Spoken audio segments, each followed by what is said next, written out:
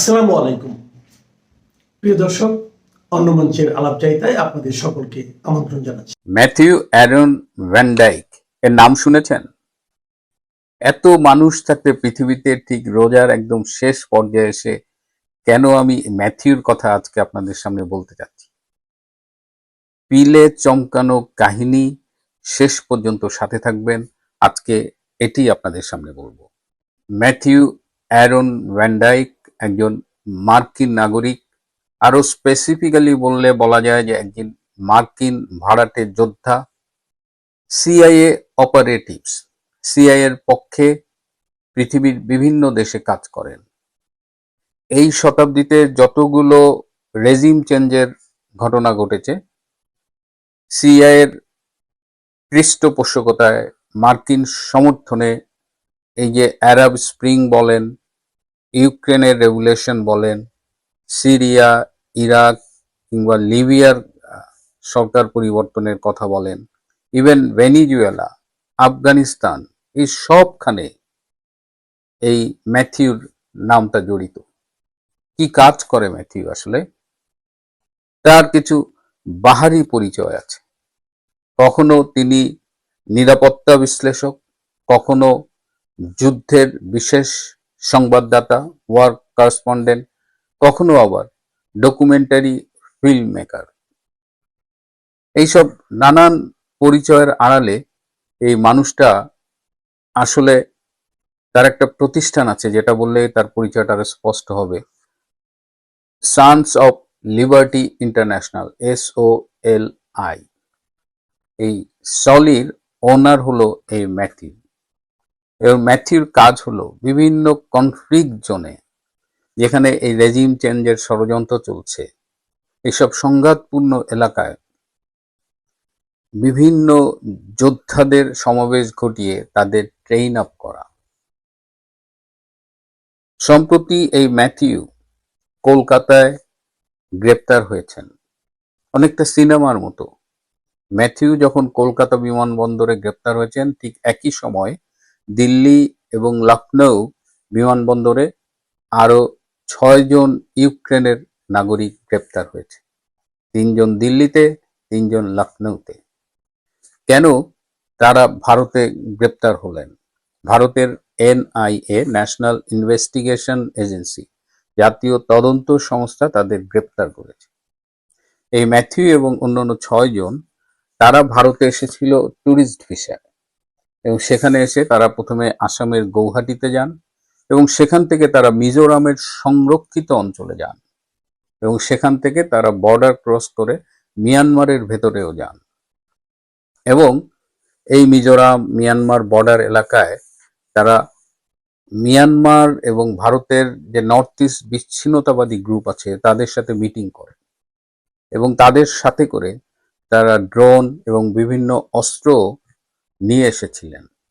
এই ড্রোন অস্ত্র কোন পথে এসেছে সেটা এখনো জানা যায়নি, এবং তারা মিয়ানমারে গিয়ে মিয়ানমারের বিচ্ছিন্নতাবাদী গোষ্ঠীদের সাথে আলাপ করেছেন। বেসিক্যালি ম্যাথিউ এই ধরনের গ্রুপগুলোকে ট্রেন আপ করেন, কিভাবে এই সরকার বিরোধী মুভমেন্ট করতে হবে, কিভাবে সশস্ত্র সংগ্রাম করতে হবে, এগুলো নিয়ে ম্যাথিউ আসলে কাজ করেন। ম্যাথিউর কথা কেন আমাদের জন্য প্রাসঙ্গিক? ধারণা করা হয় 2024 সালের 5ই অগস্ট যে জঙ্গি অভ্যুত্থানটি হয়েছে বাংলাদেশে, যে রেজিম চেঞ্জ হয়েছে, এই জুলাই আগস্টের জঙ্গি অভ্যুত্থানে এই স্নাইপারদের নিয়ে অনেক কথা হয়েছে, যে এই স্নাইপার রাইফেলের গুলিতে পুলিশ নয়, তৃতীয় পক্ষের কেউ মানুষ হত্যা করেছে। ধারণা করা হয় এই যে তৃতীয় পক্ষের এই সন্ত্রাসীরা, এই জঙ্গিরা, যারা মানুষ হত্যা করে শেখ হাসিনার পুলিশের উপরে, শেখ হাসিনার আইন শৃঙ্খলা রক্ষাকারী বাহিনীর উপরে দোষ চাপিয়েছে, তারা আসলে এই ম্যাথিউ গংদের দ্বারা ট্রেইনড। এই ম্যাথিউরা বাংলাদেশের এই জঙ্গিদের ট্রেন আপ করেছে, এবং তারাই জুলাই আগস্টে মাঠে নেমে নিরীহ ছাত্র জনতাদের হত্যা করেছে। দূর থেকে তারা স্নাইপার রাইফেল দিয়ে গুলি করে হত্যা করেছে। এই স্নাইপার রাইফেল নিয়ে ডক্টর ইউনূসের উপদেষ্টা ব্রিগেডিয়ার অবসরপ্রাপ্ত সাখাওয়াত হোসেন অনেক কথা বলেছেন। তো এখন আস্তে আস্তে জট খুলে যাচ্ছে। তো ভারতের ন্যাশনাল ইন্টেলিজেন্স এজেন্সি তাদের গ্রেপ্তার করেছে, তাদের আদালতে হাজির করেছে এবং আদালত তাদের 11 দিনের রিমান্ডে পাঠিয়েছে।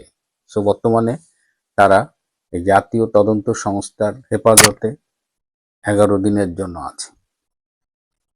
এই ভারতে তাদের আরো কি কি নেটওয়ার্ক আছে সেটাও এখন খতিয়ে দেখা হবে। হয়তো তদন্তের স্বার্থে তাদের নিয়ে বিভিন্ন ফিল্ডে যাওয়া হবে।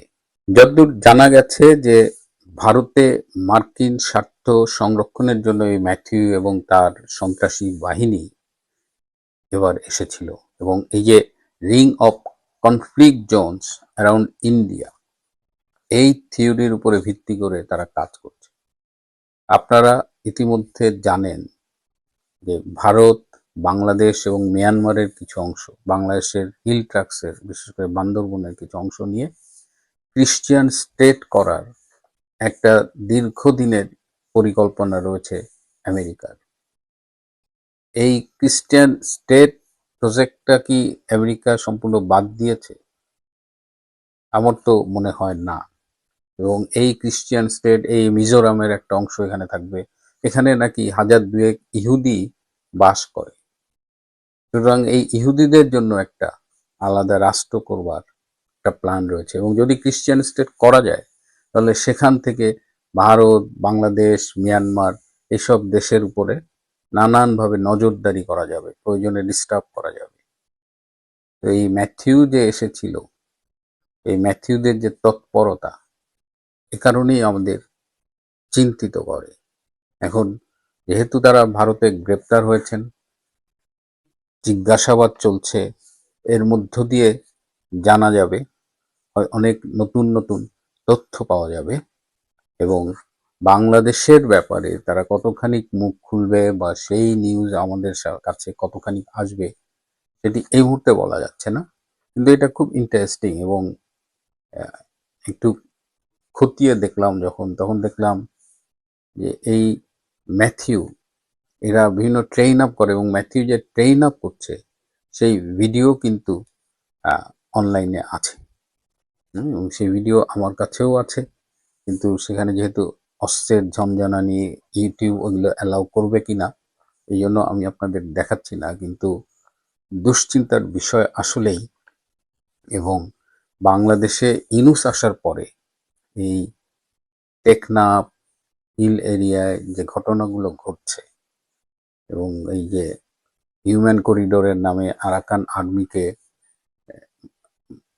যুদ্ধ করে সংঘাতে লিপ্ত হবার জন্য বাংলাদেশ সরকার যে সহায়তা করছিল এবং এখনো এই রমজান মাসেও দেখা যাচ্ছে পাহাড়ি অঞ্চলে আরাকান আর্মি একদম ওপেন তারা ইফতারি করতেছে এবং সেগুলো বাধা দেওয়ার কেউ নেই। তো ডক্টর ইউনূস যে সর্বনাশের বীজ রোপণ করে গেছে, বাংলাদেশটাকে যেভাবে আমেরিকার হাতে তুলে দিয়ে গেছে এবং তারই ধারাবাহিকতায় যে ম্যাথিউর যে কর্মকাণ্ড ধরা পড়লো, ম্যাথিউ আরো 6 জন ইউক্রেনীয় সন্ত্রাসী সহ গ্রেপ্তার হলো, এটার ফিউচার ইম্প্যাক্ট কি সেটা আমাদের দেখতে হবে এবং বাংলাদেশ সরকার নিশ্চয়ই এ ব্যাপারে নজর রাখবেন। প্রিয় বন্ধুরা, আজ এ পর্যন্তই। ভালো থাকবেন, সুস্থ থাকবেন, তার চেয়েও জরুরি হলো নিরাপদে থাকবেন। সবাইকে অনেক ধন্যবাদ। খুব চমকপ্রদ একটি তথ্য নিয়ে কথা বলবো। এই তথ্যটা নিয়ে বাংলাদেশে তেমন নাড়াচাড়া না হলেও ভারতীয় সংবাদ মাধ্যমগুলোতে এসে, ভারতীয় সংবাদ মাধ্যম নর্থ ইস্ট নিউজ বা পশ্চিমবঙ্গের সংবাদ মাধ্যম এই সময়ে এই ধরনের সংবাদ মাধ্যমগুলোতে এসছে এবং আরো বিভিন্ন সংবাদ মাধ্যমে এসছে। বিষয়টা হলো যে ভারতীয় জাতীয় তদন্তকারী সংস্থা এনআইএর জালে আমেরিকান ভাড়াটে সৈন্য ধরা পড়েছে। শেখ হাসিনা সাদা চামড়া ও খ্রিস্টান রাষ্ট্র তত্ত্ব কি তবে সত্যি? দিন যত গড়াচ্ছে যেন আমাদের দক্ষিণ এশিয়ার রাজনীতিতে ততই অগ্নিগিরি অগ্নুৎপাত বা ফুটে উঠছে, ঘুমন্ত অগ্নিগিরি জেগে উঠছে। আমি 2 দিন আগে একটা ভিডিও করেছিলাম, সেই ভিডিওতে বলেছিলাম যে পশ্চিম এশিয়ায় আমেরিকানদের অবস্থান আস্তানাবুদ। সেখান থেকে যদি তাদের পিছু হটতে হয় তাহলে তাদের চূড়ান্ত গন্তব্য কোথায় হতে পারে? আমি বলেছিলাম বাংলাদেশের সেন্ট মার্টিন কিংবা ভারতের আন্দামান নিকোবর দ্বীপপুঞ্জ, শ্রীলঙ্কার বন্দরে কিংবা মালদ্বীপে এসব জায়গায় কি আসতে পারে, এমন আশঙ্কা করেছিলাম। সেই খোঁজ গল্পগুলো যে কখনো যদি বাস্তব হয়ে যায় তাহলে অবাক হবার কিছু থাকবে না। যেটি জানা যাচ্ছে যে ভারতের জাতীয় তদন্তকারী সংস্থা বা এনআই এর জালে ধরা পড়ল এক বিগ ফিশ। কলকাতা বিমানবন্দর থেকে গ্রেপ্তার করা হয়েছে কুখ্যাত আমেরিকান এক ভাড়াটে সৈনিককে। কিন্তু এই গ্রেপ্তার কি কেবল একটি সাধারণ অনুপ্রবেশের ঘটনা, নাকি এর পেছনে লুকিয়ে আছে এক স্বাধীন খ্রিস্টান রাষ্ট্র গড়ার আন্তর্জাতিক ব্লুপ্রিন্ট? আজ থেকে 2 বছর আগে বাংলাদেশের তৎকালীন প্রধানমন্ত্রী শেখ হাসিনা এক ভয়ঙ্কর ষড়যন্ত্রের দাবি করেছিলেন। তিনি বলেছিলেন এক সাদা চামড়ার মানুষ বাংলাদেশ ও মায়ানমারের অংশ কেটে এক নতুন রাষ্ট্র গড়তে চায়। তখন অনেকেই হেসেছিলেন, ভেবেছিলেন ভূতের চাল। কিন্তু আজকের প্রেক্ষাপট বলছে শেখ হাসিনা কি তবে সত্যিই জানতেন কি ঘটতে চলেছে? ফিরে যাওয়া যাক 2024 সালে। ক্ষমতাচ্যুত হওয়ার ঠিক আগে এক জনসভায় বিস্ফোরক দাবি করেছিলেন শেখ হাসিনা। তিনি জানিয়েছিলেন বাংলাদেশের নির্বাচনের আগে এক সাদা চামড়ার মানুষ তার কাছে এক প্রস্তাব নিয়ে এসেছিল। প্রস্তাবটি ছিল বাংলাদেশের ভূখণ্ডে একটি বিদেশি রাষ্ট্রকে বিমান ঘাঁটি তৈরির অনুমতি দিতে হবে, বিনিময়ে তাকে আজীবন ক্ষমতায় টিকিয়ে রাখার গ্যারান্টি দেওয়া হয়েছিল। আর আমার ক্ষমতায় আসতে অসুবিধা হবে না যদি আমি বাংলাদেশে কারো এয়ারবেস করতে দিই, ঘাঁটি করতে দিই, তাহলে আমার কোনো অসুবিধা নাই। কোন এক সাদা চামড়ারই প্রস্তাব, ইস্তিমার মতো বাংলাদেশেরও একটা অংশ নিয়ে, তারপরে চিটাগাং, মিয়ানমার, এখানে একটা খ্রিস্টান স্টেট বানাবে, বে অফ বেঙ্গলের একটা ঘাঁটি করবে, এই জায়গাটার উপরে অনেকেরই নজর। তো সেটা আমি হতে দিচ্ছি না, এটাও আমার একটা অপরাধ। কারণ এখানে মানে এয়ারবেস করে কার উপর হামলা করবে যদি একটা দেশকে দেখানো হয়, কিন্তু সেটা তো না। আমি তো জানি আরো কোথায় যাবে। যে কারণে আমাদের কিছু সমস্যা সবসময় পড়তে হচ্ছে, হবে আমি জানি, কিন্তু আমি ওটা পাত্তা দিই না। সোজা কথা, আমি একই জবাব দিচ্ছি যে আমি জবাব দিচ্ছি স্পষ্ট যে আমি বঙ্গবন্ধু শেখ মুজিবের মেয়ে। আমরা যুদ্ধ করে বিজয় অর্জন করে দেশ স্বাধীন করেছি। দেশের অংশ ভাড়া দিয়ে বা কারো হাতে তুলে দিয়ে আমি ক্ষমতায় যেতে চাই না, আমার ক্ষমতার দরকার নাই। যদি জনগণ চায় ক্ষমতা আসবো, নইলে আসবো না। শেখ হাসিনা তখন বলেছিলেন তারা চট্টগ্রাম এবং মায়ানমারের কিছু অংশ নিয়ে বঙ্গোপসাগরে ঘাঁটি বানিয়ে পূর্ব তিমুরের মতো একটি খ্রিস্টান দেশ গড়ার পরিকল্পনা করছে। সেই সময় বিষয়টি নিয়ে তেমন তোলপাড় হয়নি। অনেকে ভেবেছিলেন রাজনৈতিক স্বার্থে তিনি এই সাদা চামড়ার তত্ত্ব দিচ্ছেন। কিন্তু বর্তমান পরিস্থিতি বলছে সেই আশঙ্কা আজ বাস্তব হয়ে দাঁড়াচ্ছে।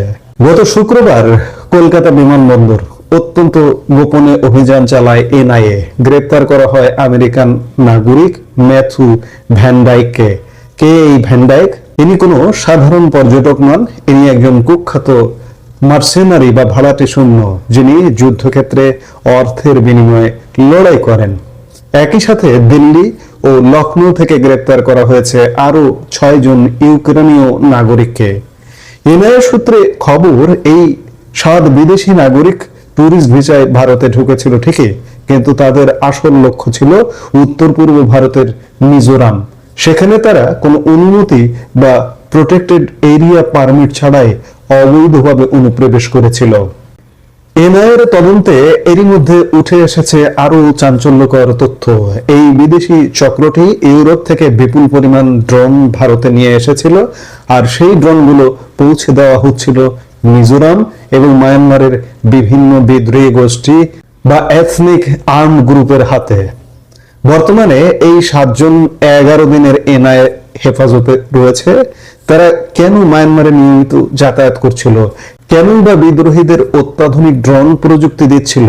এই প্রশ্নগুলোর উত্তর খুঁজছে ভারতীয় গোয়েন্দারা। বিশ্লেষকরা মনে করছেন মায়ানমারের অশান্তিকে কাজে লাগিয়ে ভারতের উত্তর পূর্বাঞ্চলেও অস্থিরতা তৈরির এক সুদূর প্রসারী ছক কাজ করছে এখানে। শুধু শেখ হাসিনাই নন, 2025 সালের মার্চ মাসে মিজোরামের মুখ্যমন্ত্রী লালদুহমা বিধানসভায় দাঁড়িয়ে এক আশঙ্কাজনক তথ্য দিয়েছিলেন। গোয়েন্দা রিপোর্টের ভিত্তিতে তিনি জানিয়েছিলেন, ইউক্রেন যুদ্ধে লড়ার সেনারা মিজোরাম হয়ে মিয়ানমার যাচ্ছে, তারা সেখানে বিদ্রোহীদের অস্ত্র প্রশিক্ষণ দিচ্ছে। বিশেষজ্ঞরা বলছেন, আমেরিকার ছায়াযুদ্ধ ইতিমধ্যেই ভারতের উত্তর পূর্বাঞ্চলে পৌঁছে গেছে। এই অঞ্চলের স্থিতিশীলতা নষ্ট করা এবং নিজেদের নিয়ন্ত্রণ কায়েম করাই কি তবে এই সাদা চামড়ার শক্তির মূল উদ্দেশ্য? এখন প্রশ্ন উঠতে পারে, কেন এখানে একটি আলাদা রাষ্ট্র দরকার?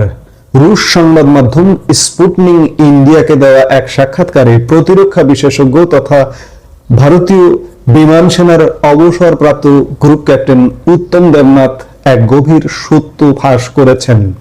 তার মতে, আমেরিকা দীর্ঘদিন ধরেই উত্তর পূর্ব ভারতে একটি খ্রিস্টান রাষ্ট্র প্রতিষ্ঠার চেষ্টা চালাচ্ছে। কিন্তু কেন? কারণ এই অঞ্চলে একটি ঘাঁটি থাকলে সেখান থেকে খুব সহজেই চীনের উপর নজরদারি এবং চরবৃত্তি চালানো সম্ভব হবে। অর্থাৎ দক্ষিণ এশিয়ায় নিজেদের আধিপত্য কায়েম করতে এই অঞ্চলটিকে তারা পাওনা বা দাবার ঘুঁটি হিসেবে ব্যবহার করতে চায়। এনআইএর হাতে ধৃত ইউক্রেনীয় এবং আমেরিকানরা সেই বিশাল চক্রেরই অংশ হওয়ার প্রবল সম্ভাবনা রয়েছে। তাহলে দেখা যাচ্ছে যে শেখ হাসিনা যা বলেছিলেন তা হয়তো নিছক রাজনৈতিক গালগল্প ছিল না। কলকাতা বিমানবন্দরে ম্যাথু ভ্যান ডায়েকের গ্রেপ্তার এবং মিজোরামে ইউক্রেনীয় সেনাদের উপস্থিতি প্রমাণ করছে যে ভারতের উত্তর পূর্ব সীমান্ত এবং মায়ানমার বাংলাদেশ সীমান্তকে কেন্দ্র করে এক বিশাল ভূ রাজনৈতিক খেলা শুরু হয়েছে। একটি স্বাধীন খ্রিস্টান রাষ্ট্র গড়ে তোলার যে চক্রান্তের কথা বলা হচ্ছে তা সফল হলে ভারতের অখণ্ডতা এবং বাংলাদেশের অখণ্ডতা, একই সাথে দক্ষিণ এশিয়ার শান্তি দুই চরম বিপদে পড়বে। এনআইএর এই বিগ ফিশ গ্রেপ্তার হয়তো হিমশৈলের চূড়া মাত্র। জিজ্ঞাসাবাদে আরো কি কি ভয়ানক তথ্য বেরিয়ে আসে সেদিকে নজর থাকবে সারা বিশ্বের। এখন প্রশ্ন আসছে যে শেখ হাসিনার সেই দাবি কি আজ অক্ষরে অক্ষরে মিলে যাচ্ছে? হ্যাঁ, শেখ হাসিনার এই দাবিগুলো আমরা অনেকটাই মিলতে দেখছি। এখন দেখার বিষয় যে এনআইএর হাতে আটক ইউক্রেনীয় এবং মার্কিন সৈন্য তাদের রিমান্ডে নিয়ে জিজ্ঞাসাবাদ করে আরো কি কি আবিষ্কার করতে পারে ভারত সরকার। আমরা নিশ্চয়ই সেটি দেখব। এই মুহূর্তে এ পর্যন্ত। সবাই ভালো থাকুন, সুস্থ থাকুন।